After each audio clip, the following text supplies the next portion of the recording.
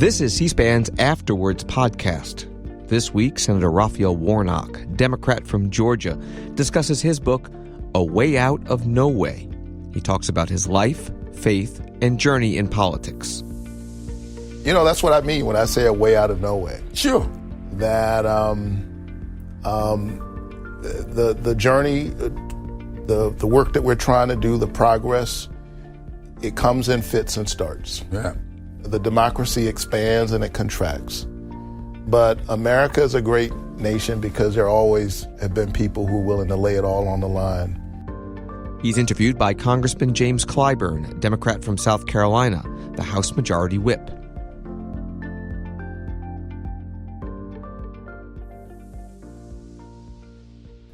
Well, thank you very much for being here with me today and allowing me to talk to you a little bit about your great book that I guess was released on yesterday. Yeah. I understand it. And I'm particularly interested in this book, more so because of its title, A Way Out of No Way. Yeah. Now, having been born and raised in the parsonage, as you, I don't know if you were in the parsonage, but I'm the son of a fundamentalist minister, and you PKs. also. So we kind of know a little bit about what that means. How about tell me a little bit about why you picked this to be the title of your book? Great. Well, thank you so much, and it's wonderful to be here with you. As you point out, both of us are what they call PKs, preacher's kids. Absolutely. And the title of my memoir, A Way Out of No Way, is a phrase that's deep in the culture of the black church. And let me hasten to say that when we say the black church, as you know, we have never meant anything racially exclusive about that. Right. We're talking about the anti-slavery church. Absolutely. We're talking about the church that was literally born fighting for freedom and bearing witness to our common humanity. You're not in a black church. You're not in the churches that raised and shaped me and you for long without hearing somebody in the midst of the service, maybe the preacher, maybe somebody in the choir, maybe a testimony, saying, you know, God makes a way out of no way. Yeah. And it is a phrase born of suffering and oppression. And of keeping the faith, even when it seems like the odds are overwhelming, of hoping against hope, putting one foot in front of the other and moving forward, walking through the darkness, knowing that the light shines in the darkness and the darkness overcometh it not. And so the memoir reflects on the culture that has shaped me, but it's my story as an expression of the larger American story. Well, that's great. And that reminds me a little bit of the choice I made for my memoirs that was published 7 years ago. And I called it Blessed Experiences. And it comes from my dad, favorite hymn, Blessed Assurance. Yeah. And as you just said, this is my story, this is my song. Right. Singing his praises all the day long. That reminds me a little bit of what I read in your book. You seem to be saying in this book that you feel that you were kind of preordained for the ministry and the pastorate. You made some choices about where to go to school based upon that preordination. Yeah. Share that with us. Yeah, it was pretty evident to me early on that I was headed into ministry. And although my dad, bless his memory, was a pastor, and my mom later went into ministry, there was no pressure from them for me to go into ministry. I've come from a large family. I'm one of 12 children in my family. I'm number 11, first college graduate. But early on, I was captivated by this idea of going into ministry. As I point out in the book, A Way Out of No Way, in some ways it started out in terms of my preaching. The first time I stood in a pulpit to preach, it was on a youth Sunday. I grew up in a small church where they allowed the young people really to discover their voice. Sure. And one Sunday night, I have 6 older brothers, but the one just above me delivered the message that Sunday on Youth Sunday. And so I sat there listening to him. I said, Shucks, I can do that. and maybe a little better. So the next month, when it was time for Youth Sunday to roll around, I made it clear that I wanted to deliver the sermon. That's and great. So on a Sunday night, a couple of months shy of my 12th birthday, was the first time I stood in a pulpit trying to express my faith. And as I went along, my parents were great examples for me, but there was another voice that was formative for me, and that is the voice of Martin Luther King Jr., who absolutely captured my imagination. I was born a year after Dr. King's death, but I was part of a generation of young people whose parents were fighting for his birthday to become a holiday. I'm sure you will remember that struggle. Sure. And even before it became a holiday, my parents and many other parents across our city and across the country pulled their kids out of school on the birthday. And I remember sitting at the May Street YMCA all day, listening to Dr. King's speeches, watching Eyes on the Prize, and his voice and the way in which his faith came alive in practical ways so that people had the courage to stand up for themselves. It captured my imagination. I went to Morehouse College largely because that was the school Dr. King attended. Well, that's kind of interesting because Dr. King had a profound impact upon me as well. Yeah. Now, I was a 19-year-old college student when I first met Dr. King. I met him in John Lewis the same weekend, back in 1960, on the campus of Morehouse College. And, of course, as happens in movements like that, there's always some generational approaches that may not be the same.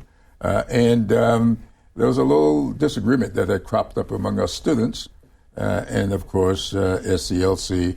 And we asked Dr. King to meet with us on that campus.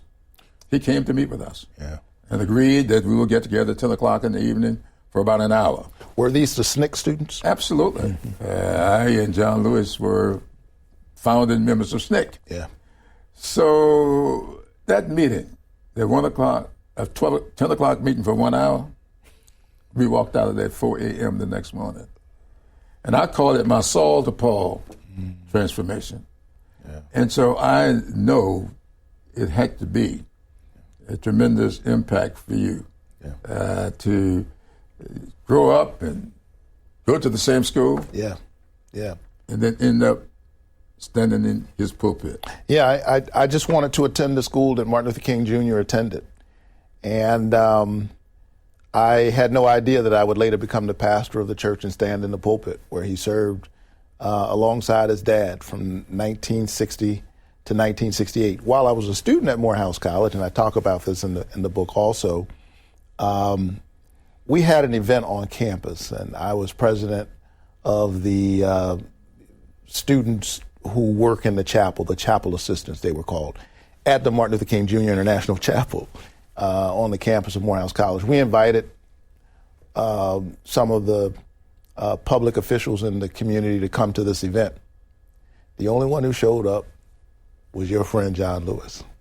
John Lewis was probably in his first or second term in the Congress, and that's when I met him. Honestly, I don't remember what he said that night. He gave a speech at our event, it was a long time ago, but it was the ministry of his presence alone. The fact that he took the time to come spend time with us students. He spoke at our event, and then afterwards I remember him standing around and spending some time with us. I had no idea that later on I would become his pastor as I assumed the pastorate of Ebenezer Baptist Church.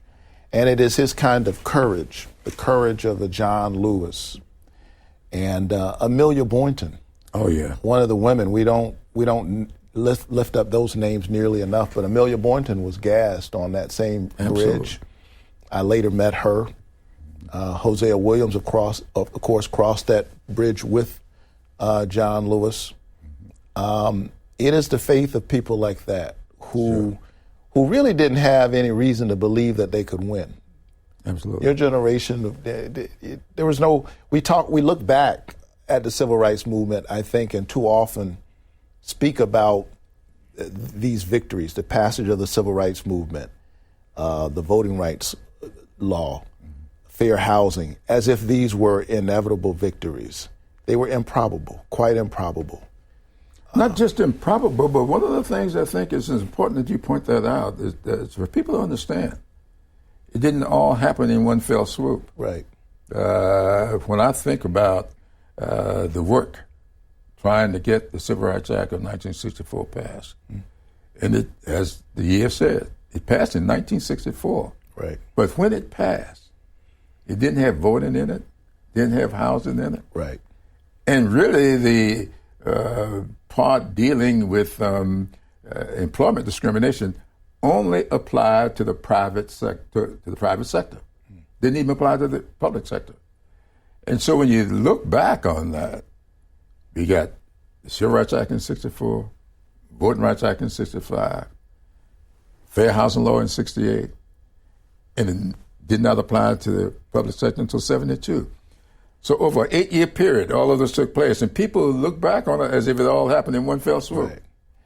And so when I look at your book and think about your journey, that incremental, these incremental steps. Yeah. Sounds like you all didn't allow the perfect to be the enemy of the good. That's exactly right. And you kept moving with the recognition that the American story is such that there are moments when the democracy expands and we broaden our view of what it means to be one nation under God, or e pluribus unum, out of many one. And then there are moments when it contracts. Absolutely. But, maybe it's the preacher in me who remembers that even contractions are necessary for new birth and new possibility. And so you keep moving and you keep bending that arc through fits and starts. And I'm a product of the work that you all did. I'm a Head Start alum. Oh, yeah, that's great. I did not know that. So I'm part.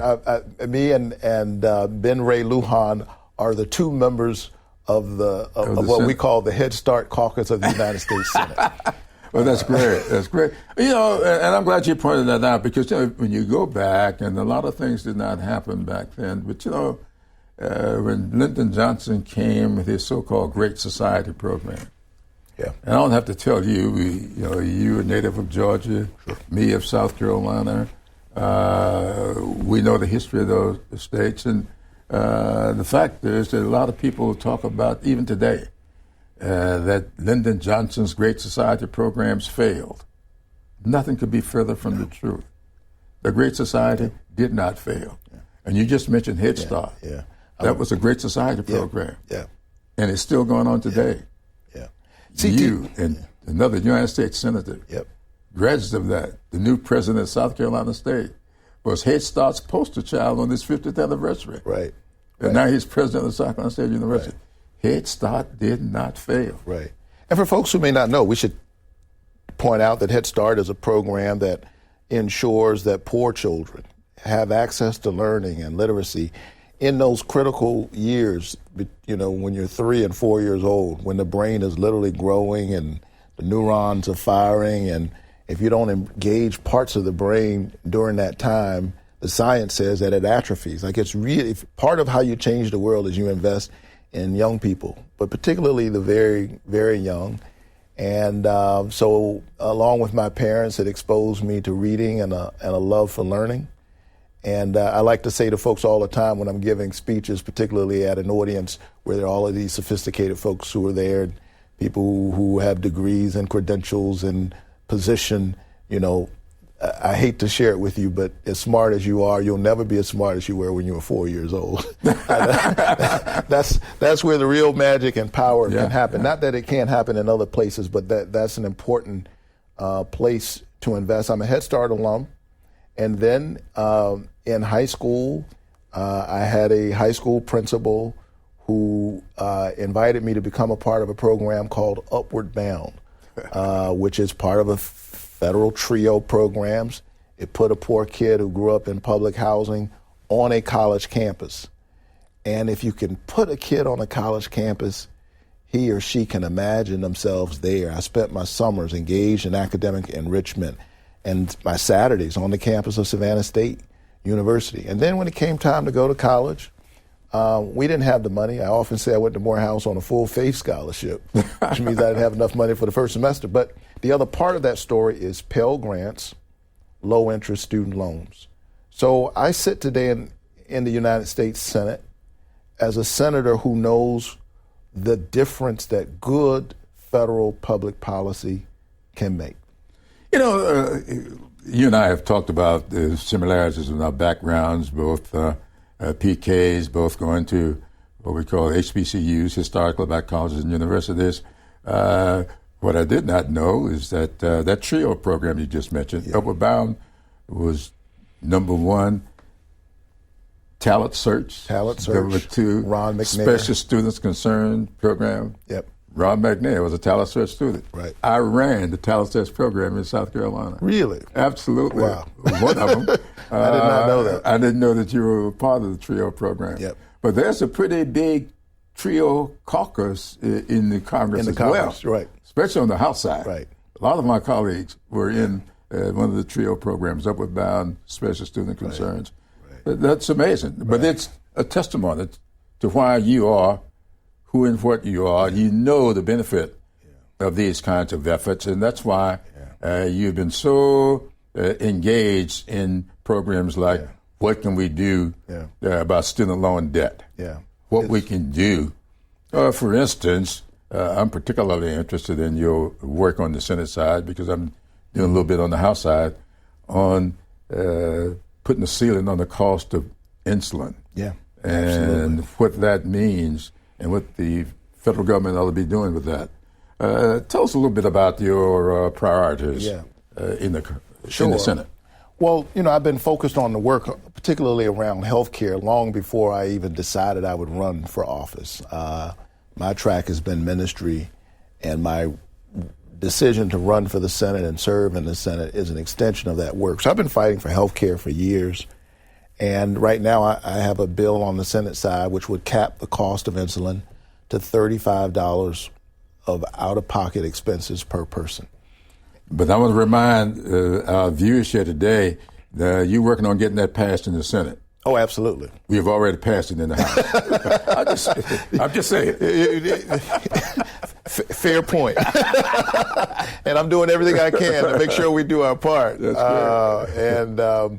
Let's try to get this done. In Georgia, 1 in 12 people in Georgia is a diabetic, 1 in 12. And in our country, $1 in $4 spent in our healthcare system is on people with diabetes. So part of the power, I think, of this focus on insulin, which, by the way, is a 100-year-old drug that they're price gouging. Absolutely. Right? But if you think about $1 in $4 in our healthcare system being spent on someone with diabetes, and you think about the cascading impact of diabetes when it's not managed or the things that can happen, dialysis, kidney failure, needing to go on dialysis, amputations. A doctor shared with me that the number one cause of blindness is diabetes. Yeah. So it makes sense for the people that we're trying to help, but it makes sense for our overall health ecosystem. One reason I wanted to get there before dealing with your ministry, I came along thinking I was going to follow my father into the ministry, and we talked about it a lot, and I was going to go to South Carolina State for 4 years, and then I was going on down to the seminary. I looked at Atlanta Interdenominational Seminary. I ITC. grew up on state campus where Benny Mays finished high school on that campus. So I had all of these things going on in my head, but I always heard you had to be called to the ministry. Right. I kept listening. I never heard the call. You didn't hear the call.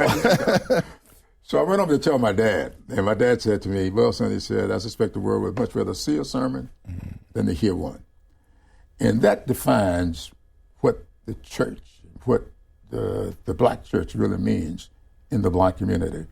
And so I wanted you to talk about your efforts in healthcare because I wanted you to share what it's like to stand in the pulpit looking at a congregation and Sure. that as you said, 1 in 12 sitting out there has got diabetes, needs this help. Yeah. My late wife lost a 25-year battle to diabetes 2.5 years ago.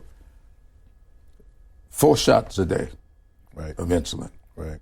And I saw what that cost was. $800 to $1,200 a month for a drug that's been around for 100 years. 100 years. And they can make money if it's only $35 a month. Yeah. Yeah. That defines your ministry. Yeah. No, it's the work that I've tried to do for a long time, long before I entered the Senate. And I do look at it through the lens of a pastor, because I've been with families as they've wrestled with the kind of struggle that you describe and that you know very personally and intimately. It's the reason why I've been fighting since 2014 to get Georgia to expand Medicaid. Of course, South Carolina is another state that keeps refusing to expand Medicaid, as politicians are playing a game focused on the battles of 10 years ago. And so, you know, I've gotten arrested in an act of civil disobedience, again, informed by that movement, in the state capitol down in Georgia, fighting for Medicaid expansion. I came to the United States Capitol back in 2017. Remember that day. Yeah. Yeah, you and I talked that day. Later that day, I got arrested. Standing up, trying to fight for Medicaid expansion. Absolutely. They were cutting resources from the Children's Health Care Program. Absolutely. And I was here along with the Reverend Dr. William Barber and some others. And Barber told me it was my turn to get arrested that day. Well, I'll tell you, it worked pretty good. You know, so, the first time I got arrested is when I met my wife. I was wow. What a date. Absolutely. But whatever it was, sometimes jail worked, I guess. We stayed married 58 years, and that was great. But I remember the day that you got arrested, and I remember what the issue was. We were all fighting for children's chip. Yeah. And now my office is down the hall from the rotunda where I got arrested. Absolutely. And the Capitol Police, who were very kind and polite and professional that day, who were doing their job, had to take me to central booking that day. Nowadays, they help me when it's time for me to get to my office or get to the Capitol. And, you know, that's what I mean when I say a way out of no way. Sure. That the journey, the work that we're trying to do, the progress, it comes in fits and starts. Yeah. The democracy expands and it contracts. But America is a great nation because there always have been people who are willing to lay it all on the line for the country. You know, my dad was like that, and I talk about him a lot. And it's because he had such an amazing impact on me. He was a preacher, but not with the credentials that I've been able to gain because of his sacrifice for me. My dad, born in 1917, had an older father, and he served during the World War II era, all stateside, for about a year. And he used to talk about how he was on a bus and was asked to give up his seat while in his Army uniform to a white teenager. And he obliged, but he never forgot. But the thing that was remarkable about him is he would tell that story, but he never allowed anger or bitterness to overwhelm him. It deepened his resolve. He's a part of a generation that loved America until America learned how to love him back. And it is his patriotism, his dream of a country that would embrace his children that inspires me to this moment. My mother, much younger than my dad, grew up in Waycross, Georgia. And as I say sometimes, the 82-year-old hands that used to pick somebody else's cotton and tobacco picked her youngest son to be a United States Senator. That is the great and wonderfully complicated story, the family history of America. America, like all families, has a complicated history. Absolutely. Right? And really, you and I are going to have to talk even some more because you just said something about your dad. My father was 19 years older than my mother. And mine was 21. It's kind of interesting. And my dad had the same kind of demeanor about him. He with a lot of indignities that I saw him absolve so that I could be where I am today. I think about that a lot, and I'm sure you do, as well. One of the things I wanted to mention here, you mentioned your father in uniform when that incident occurred. Yes. A gentleman named Isaac Woodard, getting out of the military, being discharged in Georgia, coming home to South Carolina in uniform, and was dragged off a bus and his eyes punched out. He died a blind man. But because of that incident, Harry Truman was president of the United States and saw that, heard about it. It's what caused him to write that executive order that integrated the armed services. Armed services, a lot of people don't realize, the armed services was never integrated by the Congress. Right. It was the president signing an executive order that integrated the armed services. The Congress came along later. But these kinds of incidents, Georgia, South Carolina, we got a whole lot more in common than we even know about to this day. But the other thing we got in common, John Lewis. He was my man. He was my John Lewis. And you were his pastor. Tell me how that was. It was a real honor to serve John Lewis. As I said, I met him when I was a college student, and later when I became the pastor of Ebenezer Church, I became his pastor. And some of my earliest memories are serving not only him, but his wife, who was quite ill by the time I came to Ebenezer Church. So I did a number of pastoral visits with Lillian Lewis, who was a strong and indomitable spirit in her own right. And later, from time to time, would spend some time with him. And, as I was preparing to preside over his funeral, which happened while I was running for the Senate. Oh, I remember. I was sitting there watching it. I remember I asked myself as I was thinking about John Lewis, what was he thinking when he was crossing that Edmund Pettus Bridge with nothing but a backpack on, trench coat? I don't know, but here's what I do know. I know he was not thinking that at my death there would be 3 American presidents at his funeral on both sides of the aisle. Absolutely. Because we all respected John Lewis. He was not thinking that one day he would be the recipient of a Presidential Medal of Freedom. I think he was just trying to stay alive that day so he could fight the next day. Absolutely. And yet by some stroke of destiny, mingled with courage and human determination, he built the bridge that became a bridge to the future. He bent the arc a little bit closer to justice. And so when I think about him in relationship to these difficult times that we're going through and the forces of division that are emerging and speak with a kind of full-throated, unembarrassed audacity, we can't afford to give up. Who am I to give up having known John Lewis? Right. He didn't have any reason to keep fighting, but he kept fighting a good fight, told us to stay into some good trouble. And that's the work I try to do, even now as a legislator. I'm in the Congress, I'm in the Senate, but it is the spirit of the movement and a faith that has always centered justice and compassion and mercy and beloved community that guides my work. I'm glad you mentioned Lillian, John's wife Lillian. John and I often talked about our wives, both professional librarians. Lillian and Emily were professional librarians, and they got to be great friends. And you and I were a part of the launching of their foundation in their honor several weeks ago. And I think it's just so fitting and proper for everybody to really remember John Lewis was a little bit different from me anyway. You may have internalized a lot of what he did.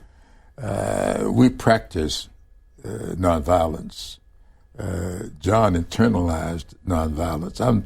I don't know if I could ever become what John Lewis was, but watching him and having to lobby him for a vote, becoming his whip, and the whip's job is to get the 218 if you're on the House side. And you go to John, you kind of knew from the content of the legislation, well, not even talk to John about that, because certain things about him, he was really as close to a pacifist as anybody I've ever met.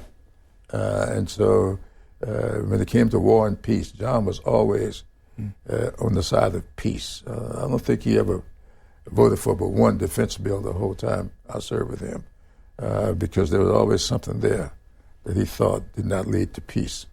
So it must have been a great experience to be his pastor. It was. But let me ask you a little bit about going forward. I've talked about the past. I often quote George Santayana, who said, if we fail to learn the lessons of the past, we're bound to repeat them. Do you think we've learned those past lessons sufficient enough for us to overcome the current divisions that we currently see in the country? Well, I certainly hope so. But we have to remain vigilant, and we have to, I think, anchor ourselves in the story of folks who've always fought the good fight, and I think we have to be willing to stretch ourselves to create unlikely alliances in order to do good work. One of the things that we got done in this Congress was the passage of the bipartisan infrastructure bill. I mention that because that may seem a little odd that I'd bring that up, but for me, infrastructure is about more than just bricks and mortar. Absolutely. It's more than roads and bridges. It's that, to be sure. It's more than broadband. It's really about the spirit of the country. It is about the recognition that there are some things and there are some spaces that we have to share. That's our shared house, the house we live in. And if you think about how broken the infrastructure of our country has been and for how long, in the wealthiest country on the planet, I think our broken infrastructure is a reflection of the brokenness of our politics, that there's a breakdown, a lack of attention to the covenant we have with one another as an American people, for our schools to be crumbling, for us not to have the high-speed rail and the kinds of things that we ought to be embracing. And so I think, and I've seen this as a pastor, that sometimes when a family is struggling and you're having conflict in your family, and all families do, you can't always solve the problem. You can sit here and argue about this issue or that issue forever. Or sometimes the best thing you can do while you're working through those issues, rather than working on each other, find something to work on together. Yeah. To dream, to build. And while you're building and working and perfecting the space that you share together, I think that at least provides a context to work through some of these fault lines of division that certain folks are trying to stir up right now. And so when we passed the bipartisan infrastructure bill, a strange thing happened that I never would have predicted. It's called the Cruz-Warnock Amendment. Ted Cruz, that is. Mm-hmm. Ted Cruz and I disagree on many, many things, to be sure. But he and I both are on the Commerce Committee of the Senate. And as it turns out, he had something that he wanted to get done that I also wanted to get done. And the night we passed the bipartisan infrastructure bill, we had to do it as an amendment, couldn't do it in committee. And he stood up and made his argument for why he thought this should happen. And then I stood up and made my argument, and I heard myself say words that I'd never thought I'd hear myself say, something along the order of, I agree with the senator from Texas. Yeah. Sure. And the chamber burst out in laughter, all of our colleagues, and they passed it overwhelmingly. Sure. And Twitter began to fire up. And folks on my side, and I suspect on his side, my staff was showing me what was going on Twitter. Folks were asking, well, what is this? What is this Cruz-Warnock amendment? How could you stand with him? It's very, very simple. I-14, an interstate he wants to see built out in Texas, wants to see it named a priority corridor so we could get the resources to build it out. That interstate that runs through Texas also runs through Georgia. Absolutely. It connects blue and red communities, chocolate cities and vanilla suburbs. It transcends race, class, all of the things that we think divide us. And if we can get that highway built out, all kinds of folks can get on the highway to get to where they need to go. Absolutely. When you think about that, the interstate I-95, Maine to Miami. Yeah. How many states does it cross? Yeah. Bringing all these communities together. When you start talking about the I-95 corridor, it's defined by what state you're in. Yeah. And so it's kind of interesting to talk about. Yeah, and in a larger sense, my point is that there's a highway that runs through our humanity. Well, that's larger than race. That's larger than it's right in our motto. Politics. You mentioned it earlier. E pluribus unum. Yeah. Out of many one. How do you do that? Yeah. That's how you do it. Yeah. Getting people together. It's an infrastructure that we don't usually think about, but it's really there. I want you to share with us a little bit this book, the title. I often think one of my favorite scriptures is Hebrews 11:1. Faith, substance of things hoped for, right? The evidence of things not seen. Now, you and I are operating on a lot of faith these days. Because some things that we are hoping for that we don't see yet. You're over in the Senate, and a lot of us will rely upon what happens in the Senate. Tell me a little bit about your hope for some of us that we still have not seen evidence of. Well, we've gotten some things done this Congress, and I think it's important to point that out. We passed the American Rescue Plan, which helped us to get this virus under control so we could reopen the economy. We supported municipal government, cities, and states so they didn't have to lay off municipal workers and firefighters and police officers. That bill provided resources so our schools could reopen safely and be retrofitted in response to the pandemic. We helped farmers, and in that bill we passed the single largest tax cut for middle and working class families in American history. I had hoped we would extend it, the expanded child tax credit, but we did pass it. And we went on from there, passed a bipartisan infrastructure bill. And now we're working on the jobs and competition bill, which would help ensure that America remains competitive and continues to lead well into the 21st century. And we need all of our talent in order to do that. So it invests in high-tech hubs and in colleges and universities and research and development. But in spite of all of that, people are in pain. There are. They're and struggling. People are looking to us, but the glass half full requires that we focus sometimes on the things to do to continue filling up the glass. Yeah. If we stay so preoccupied with that part of the glass that's still empty, we'll lose the ability, the energy, and everything else that's required to continue filling it up. Yeah. And so I'm glad you mentioned those things that we passed. You did not mention the omnibus appropriation bill. Yeah. That was huge. Yeah.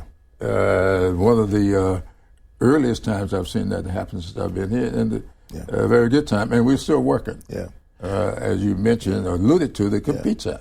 Yeah. So what keeps me up at night right now is I'm thinking about the pressures that ordinary families are feeling. They go to the gas pump, they see record prices, but oil and gas companies are experiencing record profits. So we've got to deal with this price gouging, the ways in which also Putin's wars certainly not helping with pressures around that. So, one of the things that I'd like to see us do is pass a federal gas tax suspension as we make our way through these difficult times. I'd like to see us cap the cost of prescription drugs, get the bill across the finish line on the Senate side to get the cost of insulin capped, and continue to invest in the future for all of our children. Well, we just passed the Senate. I don't know when this is going to be seen by the public, but today, as you were taping this program, just about 2 hours ago, the House passed a pretty significant piece of legislation that will lower the cost of fuel and food. Right. We're going to send it over there to the Senate. They said it's the cooling bowl, but sometimes it's the place where things can unfortunately die. But I'm going to be doing everything I can and centering the concerns of ordinary people. But I think you just mentioned something that I think the public, there's a lot about inflation. This inflation is worldwide. That's right. It's $5 a gallon in some places here. It's over $6 and $8 in some other countries. This is a worldwide inflationary spiral that the entire world is working to get under control.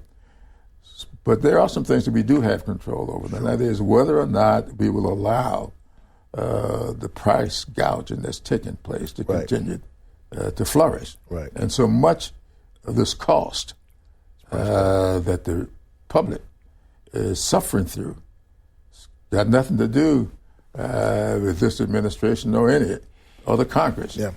It's got a lot to do with whether or not everybody in the private as well as the public sector will step up and do what's necessary to bring things under control. And I'm glad you mentioned that.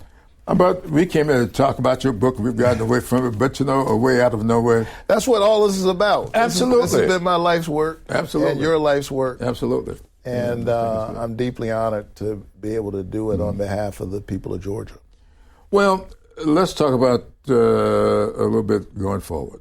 I think that you are so much of what the future of this great country is all about. You are in a pretty spirited campaign for full term. You're filling out a term, which means you got to work for. You're running out for the full term, and I know a little bit about what that's like, and I won't get into any kind of partisan politics here, but I think that what is important to share with people exactly a little bit more about you today. We know from whence you come, but what's your vision for Georgia's future, your vision for this country's future and the world? Yeah, when you see me, you see someone who knows personally the difference that good federal public policy makes. As I said, I'm an alum of Head Start, Upward Bound, low-interest student loans. I'd like to see, and I've been pushing to get the president to do meaningful student debt cancellation. I was on a plane the other day, actually during the holidays, coming back to Georgia, and there was a young couple a few rows ahead of me, and they had their young son with them, looked like he was about a year old or so. And they waited for me as we were getting off the plane.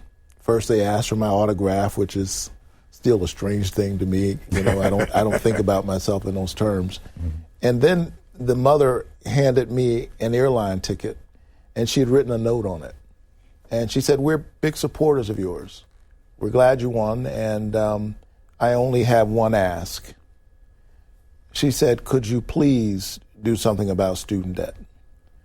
She went on to say in that little note that I kept, and every now and then I look at it, she said that she borrowed $35,000 trying to getting through college to make her life better. And borrowed $35,000. She's a college graduate. She has paid back $20,000 of the $35,000, and she still owes $30,000. She said, "I feel like I'm in a government-sanctioned loan debt or debt trap." So, you know, a lot has happened since, even in the 30-some years since I graduated from college. Too many of our young people now have a mortgage before they even get a mortgage. Mm-hmm. Student loan debt has surpassed credit card debt in our country. It has surpassed automobile loans in our country.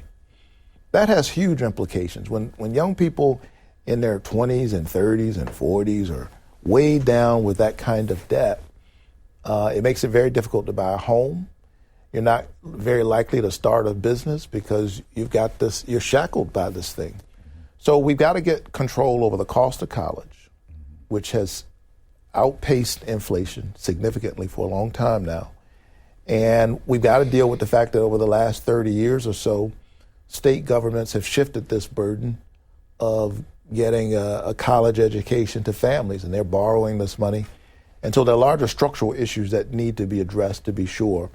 But in the meantime, I'd love to see if the president give people some relief, do some student debt cancellation. He's been good on this in terms of the pause that was put on payment. On payments, yeah. But I'd like to see us do that.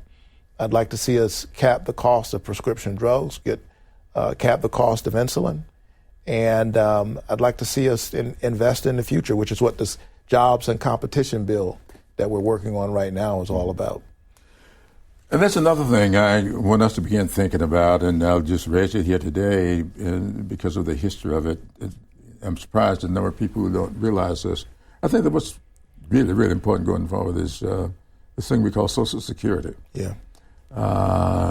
Already, I saw, let's just say, a member of the Senate now putting forth the notion that Social Security ought to maybe sunsetted after 5 years. What is that about? Yeah.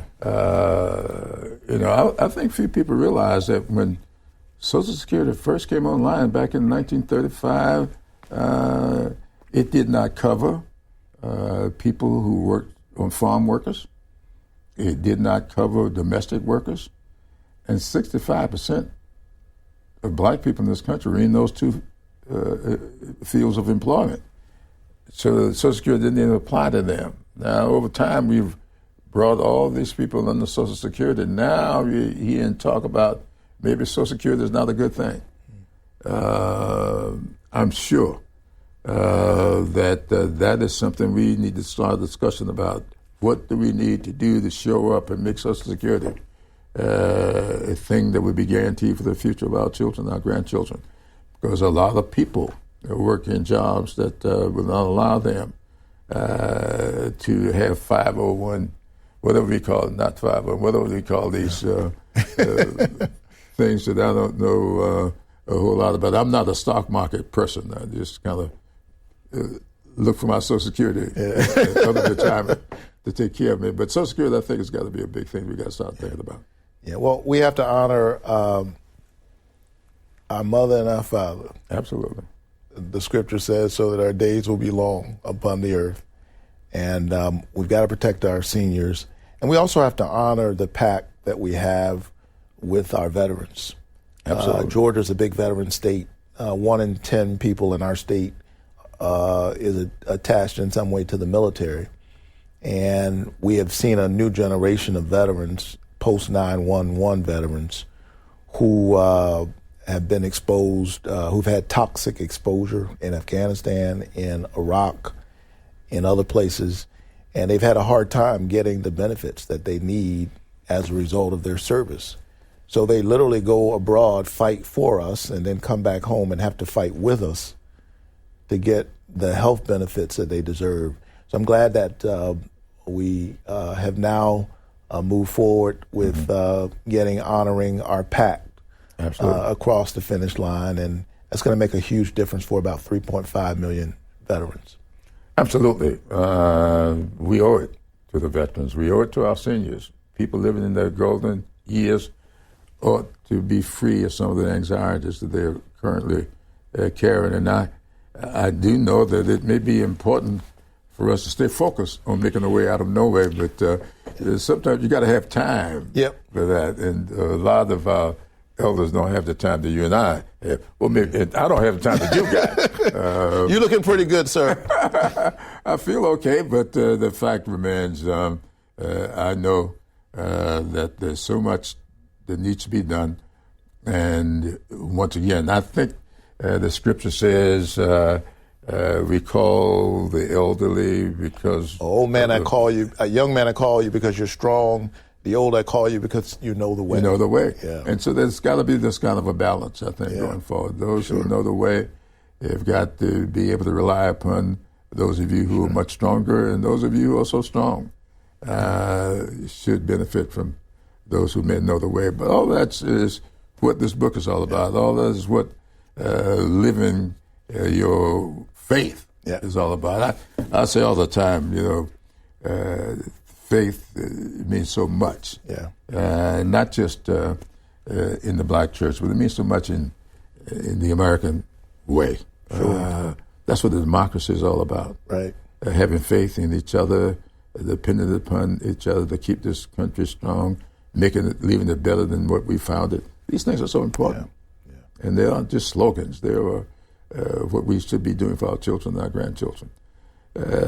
If I were to ask you to just tell us in political terms, now I know what the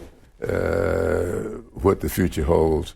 What would you advise young people today about the future? Some of whom are wondering whether there is going to be anything for them to come along. What would you say to a youngster growing up in public housing, dreaming about whether or not they will be able to go off to higher education? And I say that because I go beyond college. I think it's very important for electricians and plumbers and everybody else. Vocational and community colleges. Absolutely. What would you say to a young person? There was a great graduate of Morehouse College named Howard Thurman, a great thinker. Absolutely. And Howard Thurman said, ask not what the world needs. Ask what makes you come alive. Because what the world needs is people who have come alive. And so I would encourage a young person who has seen your story, heard my story, to connect to that thing that gives you passion and the thing you would do even if you weren't paid, except that you got to make a living. But that thing that captures your imagination, if you can connect with that and then prepare yourself and perfect your craft, whatever that is, you'll find a place and you'll find people who will help you along the way. I've been incredibly blessed. I grew up in a family where we were short on money, but long on faith, long on hope, and a lot of laughter in my family. That's great. I think part of this journey is not taking yourself too seriously, even though we're living through serious times. And it has served me well, and I'm deeply honored to represent the people of Georgia in the United States Senate. It's difficult, but one of the scriptures that continues to inform my journey is the Gospel of John, where it says, the light shines in the darkness, and the darkness overcometh it not. The times are difficult, but there is a way to penetrate the darkness. And I would hope that each of us in our own way would try to be that light. Well, I'm glad you mentioned two things. Number one, finding something to do for which you're not paid. I have 3 grown daughters, and I've said to them over and over again, I don't care what jobs you get, you're supposed to earn your pay, but I want you to find something to do for which you're not paid. And that's where the rewards come. One of them, of course, went down to Georgia during the campaign, your campaign, and worked. I'm grateful. She feels so good about that. Good about that. Yeah. She just feels that, but for that time she spent on your campaign, you might not have gotten elected. But that's what it's all about. But I want to thank you for that. But the other thing is this: never give up. That's right. I lost 3 times before I got elected. And a friend of mine said to me, "What you going to do now? You know what they say? 3 strikes and you're out." And I said, "That's a baseball rule. Nobody should live their lives by baseball rules." So I would say to young people today, just remember, no matter how many times you try, the next time just may be the time. So never give up this fight. And thank you. Thank you. For not allowing the life that you started with be a burden but an incentive to put you where you are today. Because I'm convinced that we are guided by our experiences. And those experiences that you've had, growing up in public housing, struggling to get through college, and going on to get a terminal degree, and now sit in one of the most famous pulpits in America, and serving under the great dome of these United States of America as a United States Senator, the first, and this is the first time I've said this, African American to represent the state of Georgia in the United States Senate ever. All of that is because you kept the faith. A way out of no way. Absolutely. You made a way out of no way. Thank you for that. Thank you. Thanks for listening to this week's Afterwards podcast. If you enjoyed this podcast, listen to C-SPAN's podcast about books. Learn about the latest nonfiction books and best-selling authors. In each episode, we report on bestsellers lists and book reviews from around the country. You'll also hear authors talking about their latest books and insider interviews with nonfiction book publishing industry experts.